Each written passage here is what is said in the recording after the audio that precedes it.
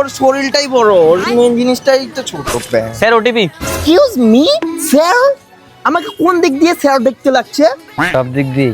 হ্যাঁ ma'am OTP. লেখো 6969। আমরা খুব আনকমফোর্টেবল লাগছে, আমি তো তোমাকে ধরবো না মানে ও হ্যালো। ধরার হলে উপরে ধরুন, নিচে কেন ধরছেন? আচ্ছা যে র্যাপিডওয়ালাটা ছিল না, ও বলছিল কি নিচেটা ধরলে ওর মজা লাগে। আমাদের তোমারও সেম হবে, এখন কালকের পার্সোনাল চয়েস থাকতেই পারে। আরে উপর মানে শোল্ডারে কথা বলছি আমি। ও আচ্ছা ঠিক আছে। হেই, একদম টাচ করবো না, পিছনে বসো। ঘেসে ঘেসে কেন করতেছো? আমার কি দোষ? তোমার বাইকে জায়গা নাই তো, এটা আমার দোষ। এটা কি?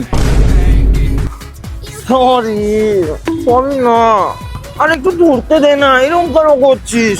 তুইও মজা পাবি, আমিও মজা নিব, আর 50 টাকা এক্সট্রাও দিব নি। এই, তুই নাম তো, তুই নাম নাম নাম নাম নাম নাম না না নাম। আচ্ছা চ চ চ চ, তুই একটু বুঝিও না পাগলা।